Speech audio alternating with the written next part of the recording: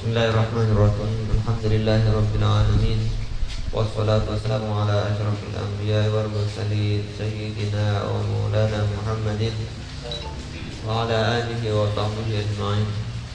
Subhanaka la ilma lana illa ma 'allamtana innaka antal alimul hakim. Rabbi shrah li sadri wa yassir li amri wahlul 'uqdatam min lisani yafqahu qawli. Qala al-mu'allif al-imam Abu Hamid Muhammad al-Ghazali rahimahullah ta'ala wa adamana bi 'ulumihi wa 'ulumi as-salaf salihin fid darain amin ya rabbal alamin. Hadirin rahimakumullah. Ya, alhamdulillah setelah 2 minggu kita tidak berjumpa, alhamdulillah Allah Subhanahu wa taala pertemukan kita lagi dalam majlis yang mulia ini.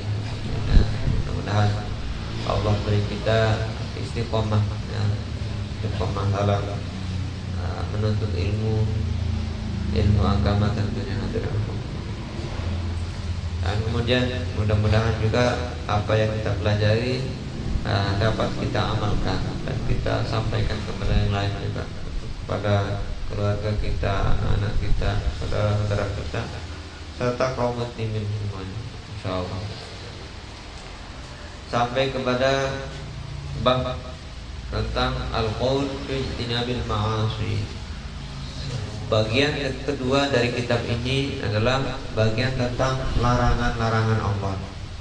Ya, jadi secara umum kitab Bidayatul Hidayah ada 2 kitab, ada 2 bagian. Bagian pertama bagian tentang perintah-perintah Allah, baik sholat maupun puasa yang kita pelajari kemarin.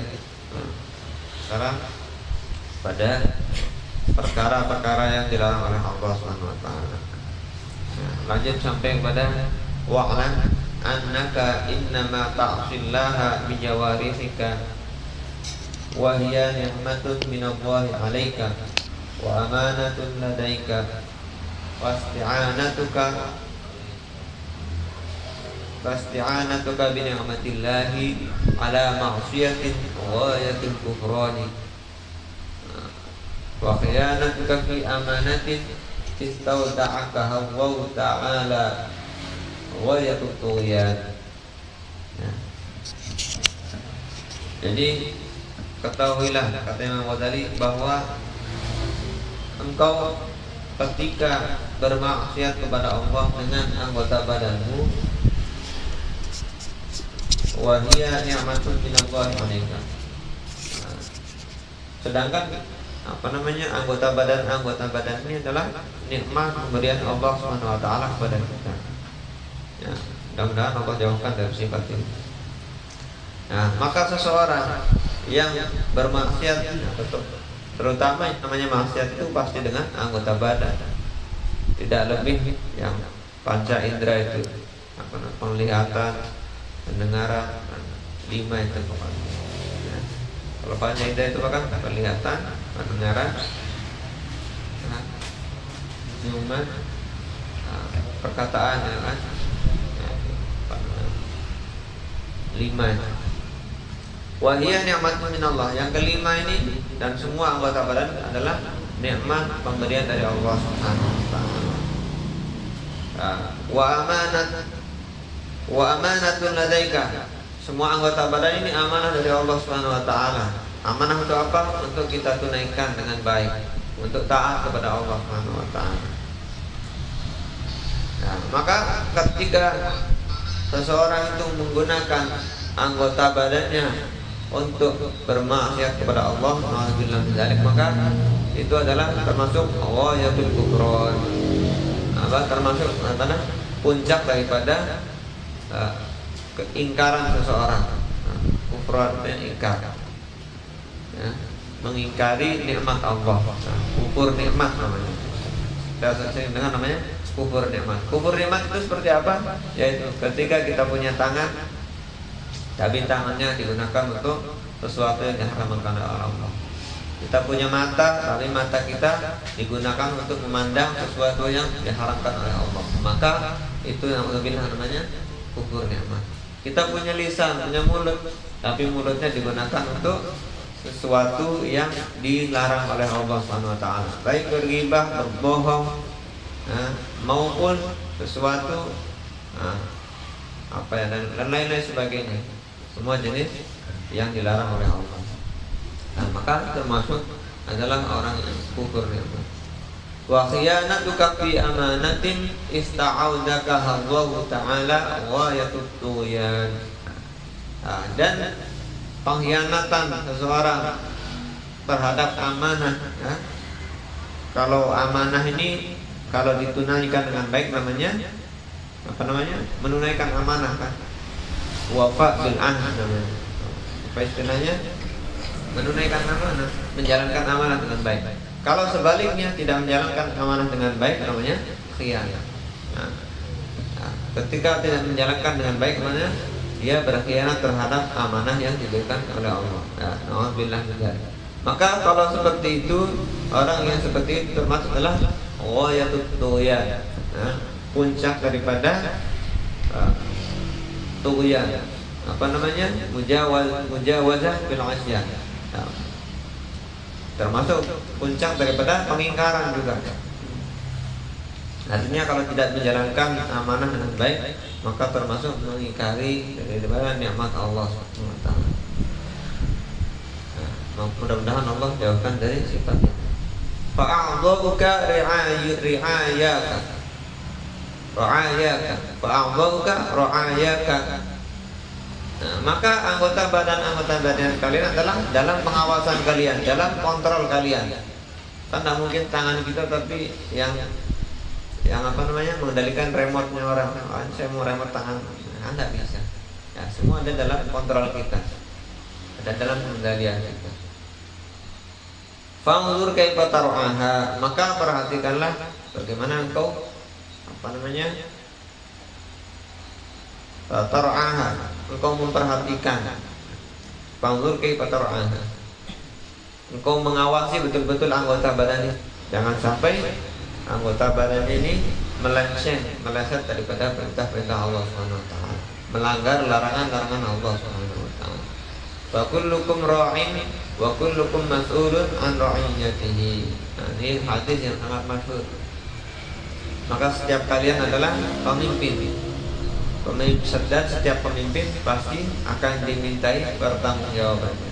Nah, kita semua ini kita pemimpin. Nah, walaupun tidak harus jadi kepala RT, bukan jadi kepala desa, tapi semua orang adalah pemimpin. Terutama adalah pemimpin dari diri sendiri. Nah, kita mimpin diri kita. Bagaimana kita gunakan anggota badan kita ini kebaikan kepada Allah Subhanahu wa taala. Gunakan kaki kita untuk kebaikan, untuk sholat jamaah, untuk menghadiri majelis taklim. Begitu juga penglihatan kita gunakan untuk kebaikan, untuk melihat Al-Quran, untuk melihat sesuatu yang diridhoi oleh Allah Subhanahu wa taala. Ya, maka setiap orang ini adalah pemimpin, terutama bagi diri sendiri. Dan setiap orang pemimpin, setiap pemimpin pasti akan dimintai pertanggungjawaban. Sehingga dalam satu apa namanya, ada suatu bait syair mengatakan, walau anna idza mitna tarakna. Lebih di dalam di situ ada. Walau anna idza mitna turikna lakana al-maut rahata kulli syai'. Kalau seandainya ketika kita meninggal itu kita ditinggalkan begitu saja, artinya ditinggalkan tidak ada hisab, tidak ada soal di dalam kubur, tidak ada timbangan mizan. Apa katanya? Lakana al-maut rahata kulli syai'. Maka mati ini akan menjadi istirahatnya setiap orang. Sudah mati sudah. Nah, kalau seandainya mati ini, setiap orang mati sudah tidak ada hisab, tidak ada balasan di kubur, tidak ada siksa akhirat dan lain sebagainya, maka setiap orang yang masuk kubur sudah ini adalah istirahat, sudah tidak ada lagi. Sebagaimana pandangan orang-orang kafir. Apa kata orang kafir dulu? Sampai orang kafir ini mengolok-olok Nabi Muhammad SAW. Wa qala alladziina kafaru Waqala alladziina kafaru hal nadullukum ala rajulin yunabbi'ukum idza muzziqtum kulla mumazzaqin innakum lafi khalqin jadid. Dulu orang-orang kafir itu dengan Rasulullah SAW mengatakan, waqala alladziina kafaru hal nadullukum. Orang-orang kafir ini berkata kepada orang yang lain, pada teman-temannya, maukah aku tunjukkan hal nadullukum ala rajulin? Maukah kami tunjukkan kepada seseorang, maunya Nabi Muhammad SAW.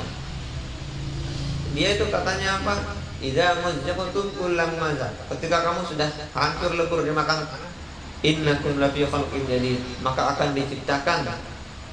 Diciptakan kembali, dibangkitkan. Innakum lafi khalqin jadid. Ini kan berarti kata-kata seperti ini kan dia tidak percaya bahwa seolah-olah orang kafir yang mengatakan ya sudah mati ya sudah, udah hancur dimakan tanahnya, nah mungkin hidup lagi kata mereka. Maka ini seperti ini baiknya mengatakan walau anna idza mitna turikna, kalau seandainya kita meninggal terus selesai urusan, tidak ada hisab, tidak ada pembalasan di kubur maupun di akhirat, lakanal mautu rahata kulli syai', maka mati ini menjadi istirahat, menjadi akhir daripada sesuatu. Dan ini tidak mungkin terjadi.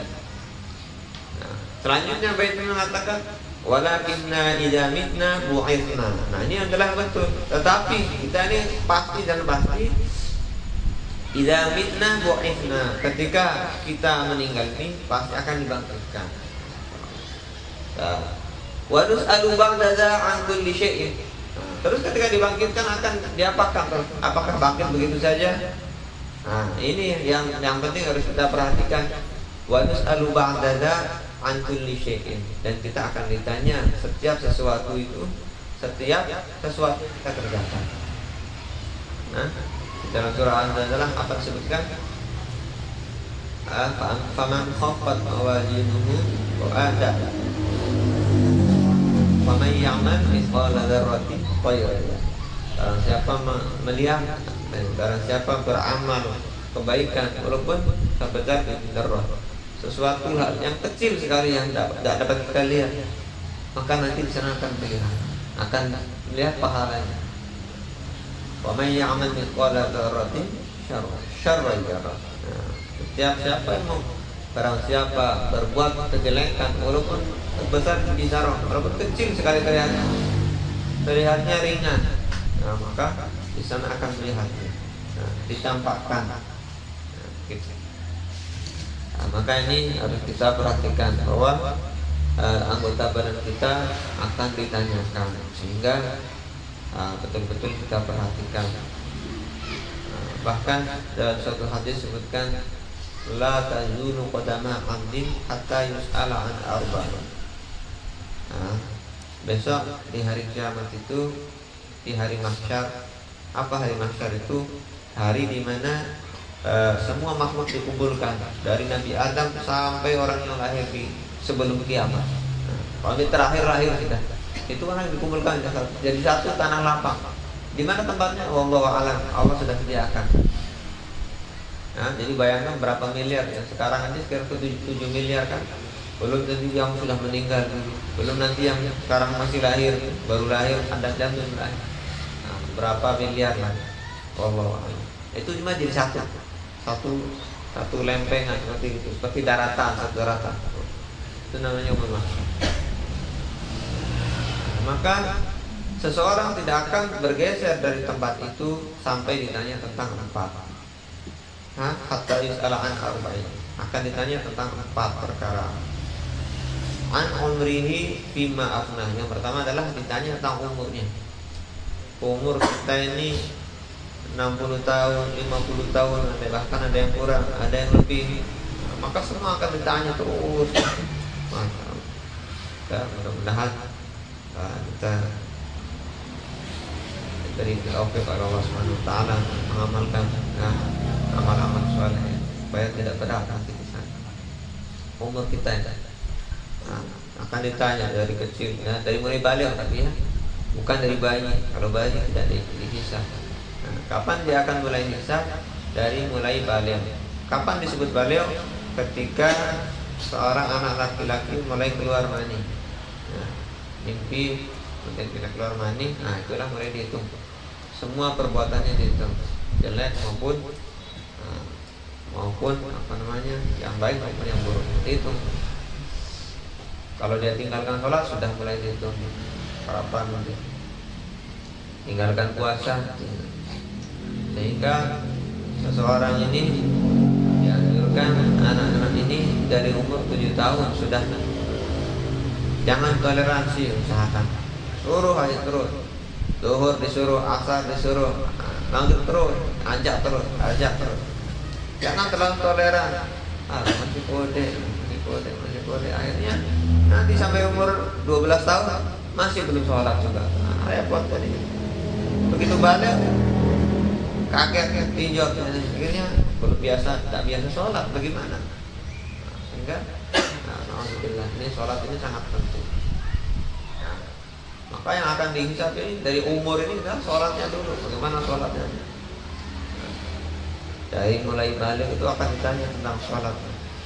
Baik di rumah, ketika perjalanan, nanti dia bermain-main, pergi kemana, apakah di sana main-mainnya sholat atau lolos? Ya. Yang pertama akan ditanya adalah umurnya, akan ditanya. Nah, jadi bagaimana kita tanamkan sholat? Bagaimana pertama? Bahkan usahakan dari 5 tahun, 6 tahun sudah tidak masalah diajak ke masjid, selagi tidak mengganggu. Nah, kalau ternyata di masjid nanti bikin gaduh dan lain sebagainya, boleh nanti suruh sholat di rumah. Nah, nanti kita lihat dulu, sudah mulai bisa diatur, diajak lagi ke masjid. Terus jadi dari kecil itu sudah senang sama masjid. Jangan karena tidak senang sendiri, nggak bisa. Repot kalau bilang senang sendiri. Apalagi nanti kalau sudah umur 15, 16 sudah mulai kenal sama, sudah mulai senang main-main, agak sulit lagi kita. Ayo sholat nanti dulu, begitu. Jadi usahakan senang masjid dari kecil. Jadi ibarat pohon itu sudah lurus dari kecil. Nah, kalau sudah besar bengkok, kayak gitu susah kita balik lagi terus. Nah, begitu juga kalau sudah terbiasa dia tak mau naik ke masjid, ya sulit. Insyaallah ya. Nah, yang pertama tadi itu tentang umurnya. Bagaimana dari kecil sampai dia meninggal itu, banyak amalan solehnya, lebih banyak amal solehnya. Yang kedua, yang pertama an umrihi fima afna. Kemudian yang kedua adalah an ilmihi fima amila. Dari ilmunya setelah dia belajar, kan kita dituntut untuk belajar mengetahui tentang halal dan haram, mengetahui tentang syarat sholat, rukun sholat, bagaimana sholat yang betul. Maka apakah nanti diamalkan? Itu kan ditanya. Ketika belajar tentang tijarah, perniagaan, tentang perdagang yang betul, apakah dia betul dia dagangnya nanti? Jangan-jangan nanti di teorinya iya, tapi nanti di lapangan lah ya. Masya Allah. Nanti di situ akan ditanya 4 perkara. Yang ketiga adalah an malihi amma kasabahu wa fima anfaqahu. Nah, yang kedua adalah ilmu, yang ketiga adalah tentang hartanya. Nah, kalau hartanya ini dari 2 sisi ditanya. Di mana dia ngambil? Betul dia cara ngambilnya, cara mendapatkannya. Nah, jangan sampai mengambil hartanya dari sesuatu yang diharapkan oleh Allah Subhanahu wa taala. Maka ini harus sangat dijaga. Karena dalam satu hadis disebutkan juga yang mafhumnya, kalau makanan yang berasal dari barang yang diharamkan oleh Allah, harta yang didapatkan dari cara yang haram, maka api neraka ini lebih utama untuk melahapnya. Jangan sampai anak-anak kita dikasih yang haram. Kadang-kadang kan ada mau tahu, ayo nak makan makanan, padahal dia dari tanah haram. Seolah-olah kita, ayo nak makan api ini, makan ini, gitu. Walaupun kelihatannya sate, walaupun kelihatannya gulai, tapi kita harus perhatikan gitu. Zaman akhir ini, ya, sudah diramalkan oleh Rasulullah SAW. Saya di zaman la yubali, apa namanya, la yubali min aina kasaba, min aina aktasabu, aminal haram, aminal harami, aminal halal, atau kama qala Rasul. Ya, artinya kurang lebihnya begini. Akan datang suatu zaman di mana suatu zaman itu orang-orang tidak akan peduli lagi mendapatkan harta, mau dari halal mau dari haram, ambat saja, penting dia mau dapat. Itu naudzubillah sudah dan zaman ini bukan diramal, sudah disampaikan oleh Rasulullah. Kalau Rasulullah itu tidak meramalkan, tapi memang sudah disampaikan. Akan datang suatu zaman, ya, orang ini mendapatkan hartanya tidak peduli, aminal halali, aminal haram, mau dia halal atau haram dia tidak peduli, yang penting kelihatan menumpuk di sini. Ini naudzubillah, jangan sampai seperti ini. Jadi kalau harta ini dua dia yang ditanya, yang ambilnya betul apa enggak, kemudian infakkan, bagaimana dia menggunakan hartanya. Nah, apakah dia hartanya ini digunakan yang untuk jalan Allah, untuk menafkahi anak-anaknya, pendidikannya, itu mungkin juga menginfakkan untuk fasilitas-fasilitas umum, fasilitas untuk kepentingan kaum muslimin, atau menolong kaum muslimin yang lain. Karena di antara suatu ibadah yang afdal, yang utama adalah mafhumnya dalam suatu hadis, di antara ibadah yang terdekat, yang paling afdal adalah menolong orang lain. Yamshi ala hawaijin nas.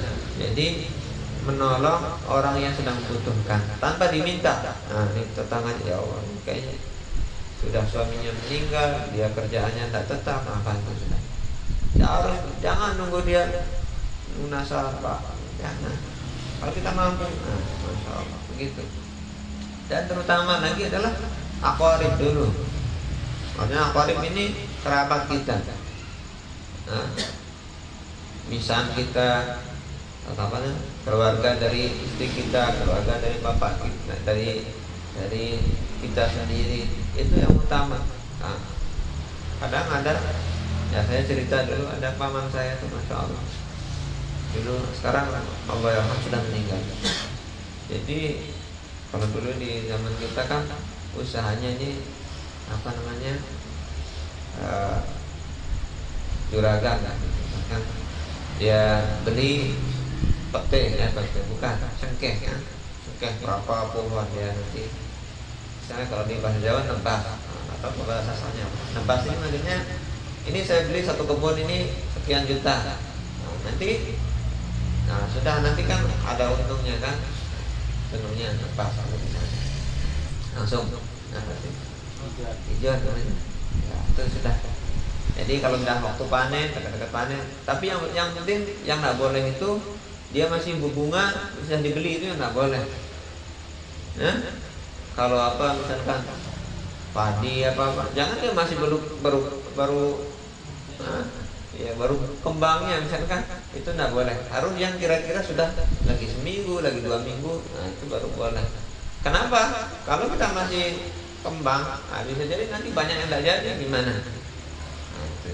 Hijau namanya. Itu ada salah satu paman saya itu, masya Allah. Kalau dia musim cengkeh kayak gitu, nanti kalau sudah selesai, itu nanti dicari di kampung janda-jandanya nih, yang janda-janda atau orang yang tak mampu, dikasih 5.000 zaman dulu tahun 93, 94. Ya sekarang ya 150.000 gitu kan. Dulu 5.000 itu masih satu berasanya masih 3.000, 300.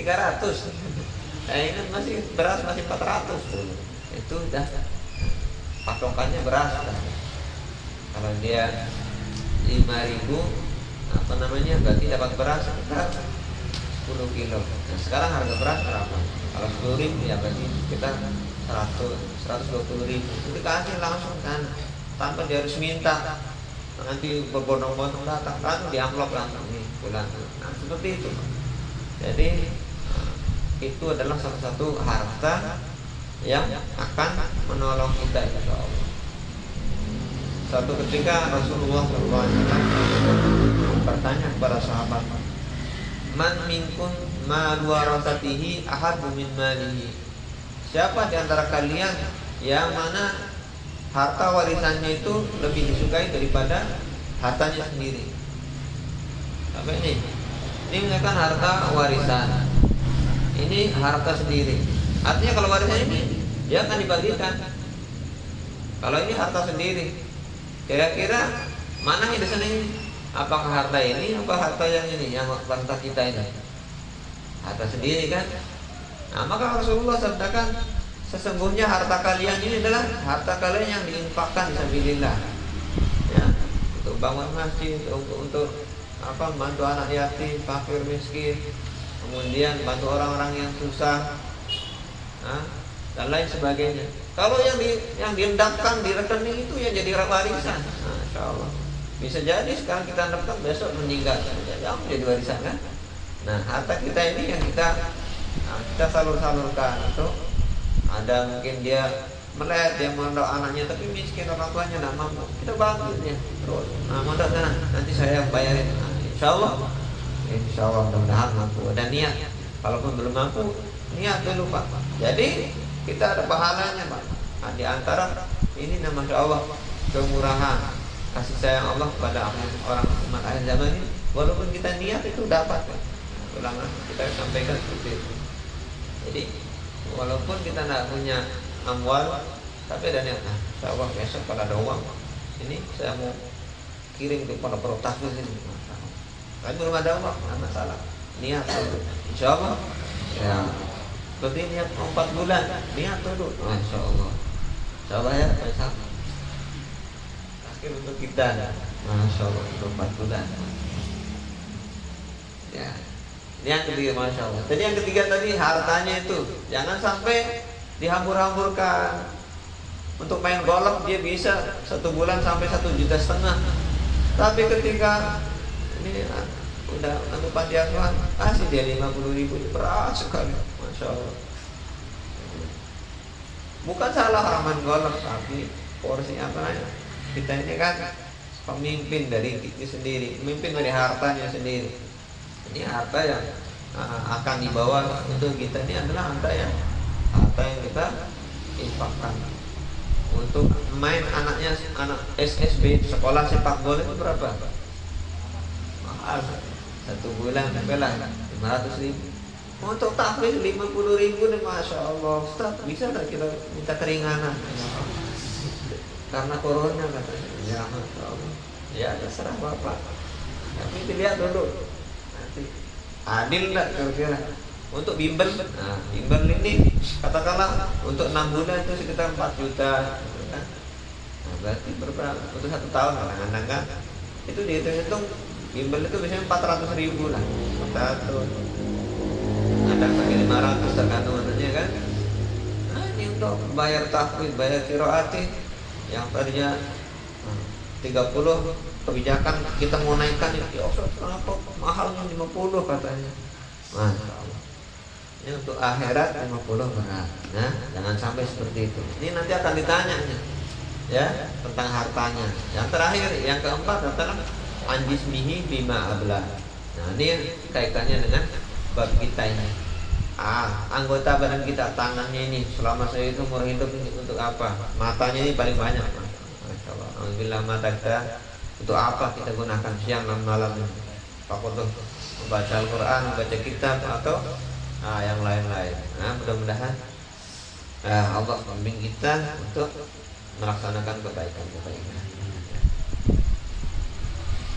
Nah, kemudian, nah ini belum sampai.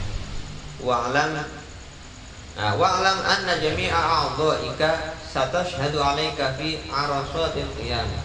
Ketahuilah bahwa semua anggota badanmu dari ujung rambut sampai ujung kaki ini akan menjadi saksi bagimu pada arasatin fi arasatil qiyamah, pada tempat-tempat di hari kiamat. Karena di hari kiamat ini kan banyak tempatnya, Pak. Ya, ada namanya sirat, ada namanya mizan, ya. Ada yang mahsyar tadi. Yang pertama kali adalah mahsyar. Ya. Anggota badan kita ini akan menjadi saksi pada hari kiamat. Bukan hanya anggota badan, bahkan tempat-tempat seperti ini nanti akan jadi saksi. Masya Allah, dulu Pak, Masya Allah, lupa sebenarnya. Ya, Pak Edi datang setiap hari malam Selasa di rumah sini. Nah, nanti akan bersaksi. Bahkan dalam satu hadis disebutkan seorang muadzin itu akan tempat-tempat yang mendengarkan suara azan itu akan menjadi saksi. Ya, kurang lebihnya seperti itu. Jadi azan kan radiusnya sampai 1 kilo kan. Nah, nanti dia akan menjadi saksi wajib. Masya Allah, jadi muadzin sampai sekian tahun. Hari kiamat. Bahkan bumi yang dipakai untuk berzikir dia akan menjadi saksi yang belum kiamat. Inna nahnu nuhyil mauta wa naktubu ma qaddamu wa atharuhum. Ya kan di dalam surah Yasin. Wa naktubu ma qaddamu wa atharuhum. Dan kami akan catat mereka ma qaddamu, apa yang mereka perbuat, wa atharuhum, dan asar-asar bekas daripada ibadahnya. Langkah-langkah kita dari rumah ke masjid itu dia akan menjadi saksi pada hari kiamat. Nah, itu harus kita tahu. Wa'lam anna jami'a a'dha'ika satashhadu 'alaika fi arasatil qiyamah. Bagaimana persaksiannya? Bilisanil qalbin lalqin, dengan lisan yang fasih. Nah, dengan lisan yang sangat fasih, Pak. Masyaallah. Jadi tangannya nanti dia akan mengucapkan dengan bukan terbata-bata, bukan dengan begak-gak, tapi dengan fasih. Oh, ini dulu tangannya pada hari ini, tanggal ini dipakai untuk, dulu lisannya dipakai untuk baca Al-Quran sampai sekian ayat, sekian huruf pun, dan Masya Allah kan gitu. Lisannya dipakai untuk na'udzubillah, untuk bergunjing, bergibah dan lain sebagainya. Maka dia akan menjadi saksi. Nah, dengan lisan yang fasih. Tufdihuka. Nah, ini tapi di sini yang disebutkan adalah satashhadu 'alaika. Nah, karena kita sedang membahas tentang bab tentang larangan, maka yang dimaksud adalah menjadi saksi jelek maksudnya. Nah, kalau dalam bahasa Arab itu ada namanya satashhadu laka. Itu menjadi saksi baik. Hujjatan laka artinya adalah pembela. Tapi kalau hujjatan 'alaika sebagai penuntut. Nah, bisa jadi menjadi penuntut. Oh, ini dulu dia akan berbicara, kakinya ini melangkah kemana, mulutnya dan lain sebagainya. Nah, kalau di sini disebutkan dengan lisan yang fasih, tufdihuka, akan mempermalukanmu, kata Imam Ghazali. Bihi, dengan lisannya anggota badan tadi. Ya, jadi seolah-olah nanti kakinya itu ada lisannya. Seperti apa bentuknya? Wallahu a'lam. Yang jelas kita harus percaya. Kemudian ala ru'usil khalaiq. Nah, Masya Allah. Kalau sekedar disaksikan orang seperti ini mungkin tak terlalu malu ya. Ya, tadi kemarin malam ini si bulan ini berbuat jelek. Nah, kan sekarang ini kan mungkin ini yang lebih malu lagi adalah di ru'usil khalaiq. Semua makhluk kita akan mendengarkan. Yang sekian miliar ini akan dia tahu. Masya Allah, ini ternyata. Nah, ala ru'usil khalaiq. Qala Allah Ta'ala, ini dalam Allah Subhanahu wa taala berfirman dalam surah An-Nur, "Yauma tashhadu 'alaihim alsinatuhum wa aydihim wa arjuluhum bima kanu ya'malun." Dan surah An-Nur Allah Subhanahu wa taala berfirman pada hari di mana mulut-mulut mereka itu akan menjadi saksi. Kemudian wa aydihim, dan tangan-tangan mereka. Wa arjuluhum, dan kaki-kaki mereka dimakan atas apa yang mereka perbuat. Jadi kalau sudah anggota badan ini memberi saksi, maka tidak, mulut ini terkunci, tidak bisa memberi bantahan. Wa qala Allah Ta'ala, dalam ayat lain sebutkan, al-yawma nakhtimu ala afwahihim wa tukallimuna aydihim wa tashhadu arjuluhum bima kanu yaksibun. Ya. Dalam surah Yasin sebutkan, pada hari itu nakhtimu ala afwahihim, mulut kita ini dikunci, ditutup, tidak bisa berbicara. Ala afwahihim, artinya bagaimana? Tidak bisa memberi pembelaan. Nah, kalau memang mulutnya tadi sudah berbuat tidak bagus, nah, buat yang diharamkan, maka tidak bisa untuk membela lagi. Wa tukallimuna aydihim, dan Allah katakan, jadi Allah jadikan tangan-tangan mereka itu berbicara, jadi saksi. Wa tashhadu arjuluhum, dan kaki-kaki mereka menjadi saksi. Bima kanu yaksibun, terhadap apa yang mereka kerjakan, terhadap apa yang mereka perbuat.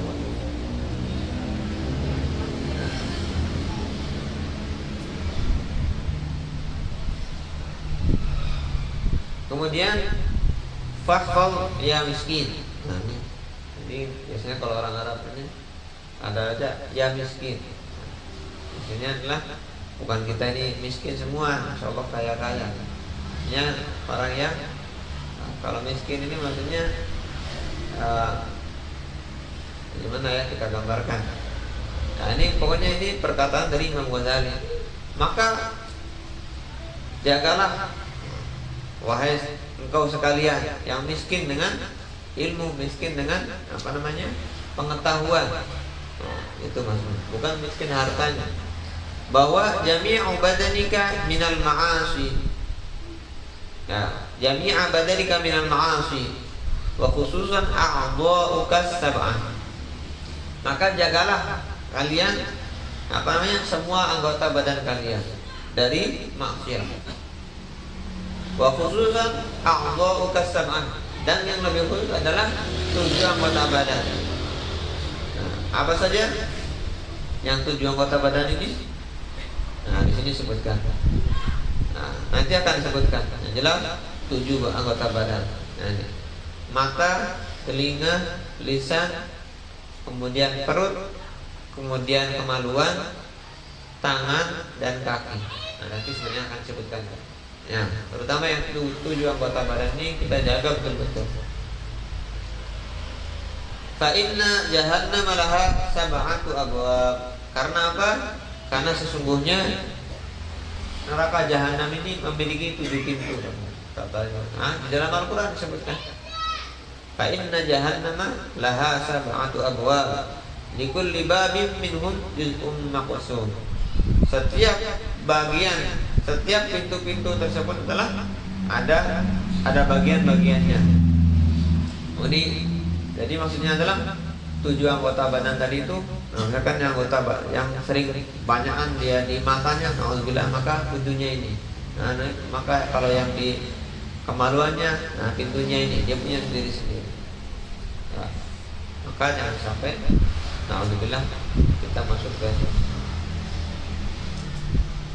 disebutkan di syarah sebutkan di neraka itu ada 7 tingkatan neraka.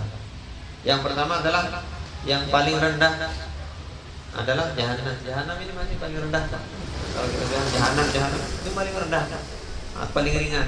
Tetapi paling ringannya siksa di neraka ini kalau seandainya asap daripada jahanam dan neraka ditaruh di kaki, maka ubun-ubun ini akan mendidih. Ya. Itu paling ringannya. Maka jangan sampai jadi jangan sampai jadi jorak-jorak, ya. Kalau tidak apa-apa sama neraka nanti sama artis-artis. Ini jangan sampai karena dia tidak paham. Takutnya nanti terkabur. Ya, yang pertama adalah jahanam, yang kedua adalah lawa, namanya yang kedua. Tingkatan kedua namanya lawa, yang ketiga al-hutamah, yang ketiga tingkatan ketiga yang derajatnya ketiga lebih dahsyat adalah al-hutamah. Kemudian sa'ir, kemudian saqar, kemudian jahim. Nah. Kemudian likulli babin minhum juz'un maqsum. Nah, tetapi ada ulama yang lain mengatakan di sini disebutkan qala Dhahhak, di apa namanya salah satu ulama namanya Dhahhak Ibnu Makhlad. Itu di tingkatan yang pertama itu adalah di tingkatan yang pertama adalah ahlu tauhid. Artinya jadi kalau Buya kan sering sebutkan kalau di surga itu namanya derajat yang ke atas, derajat. Kalau surga itu darajat. Tapi kalau neraka darokah. Bedanya tadi kalau surga itu pakai jim darajatun, tapi kalau neraka itu darokah pakai jim. Terus dia menurun. Semakin dalam berarti semakin besar, lebih besar siksanya. Nah, maka yang paling darokah yang paling pertama kata ulama ini adalah ahlu tauhid. Jadi orang-orang yang mukmin tapi dia bermaksiat. Tinggalkan sholat, tinggalkan zakat, tinggalkan puasa. Ada di tingkatan yang pertama. Tapi di tingkat pertama itu pun nanti masih banyak lagi pembagiannya lagi. Yang jelas kelas pertama, kelas-kelasan kayak di rumah sakit saja. Nah, yang pertama itu ahlu tauhid alladzina udkhilun nar yu'adzabuna biqadri dzunubihim tsumma yukhrajun. Jadi orang-orang yang mukmin yang mana dimasukkan itu dengan kadar karena dosa-dosa mereka itu. Ya. Berapa tahun, berapa bulan, bahkan ada yang jutaan tahun. Masyaallah. Jadi ada orang mukmin nanti dia berjuta-juta tahun sampai hitam legam. Kemudian nanti masuk neraka, masuk surga. Dicuci dulu nanti masuk surga. Itu yang pertama. Kemudian tingkatan yang kedua ke bawah lagi tapi ya. Kalau surga kan ke atas. Nah, kalau ini ke bawah. Yang kedua adalah orang Nasrani. Orang-orang Nasrani. Kemudian yang ketiga adalah orang-orang Yahudi. Jadi Yahudi ini lebih bawah daripada orang Nasrani. Walaupun sama-sama neraka, tapi ini yang jelas Yahudi ini di bawahnya lagi. Kemudian yang keempat adalah as-sabiun. Siapa itu as-sabiun? Yang jelas orang-orang yang kafir. Nanti kita insyaallah kita cari as-sabiun itu siapa. Kemudian yang kelima adalah orang Majusi, penyembah api. Orang-orang yang api. Bisa disati ahlu syirki, orang-orang syirik. Orang yang syirik menyekutukan Allah. Kemudian yang ke-7 adalah al-munafiqun. Nah, ini ternyata orang munafik itu lebih rendah derajatnya daripada orang kafir. Ya, karena dalam Quran disebutkan innal munafiqina fid darkil asfal. Darkil asfal. Karena orang-orang yang munafik adalah tempatnya paling bawah daripada neraka. Nah,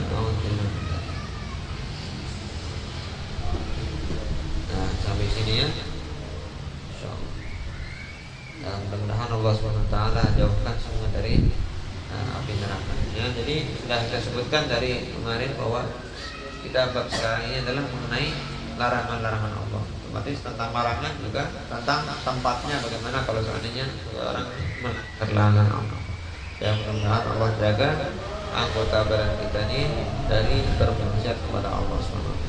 Mudah-mudahan apa yang kita baca kita amalkan dan kita sampaikan. Sempurnanya hadis ini kita tutup dengan para teman ini. Subhanallah.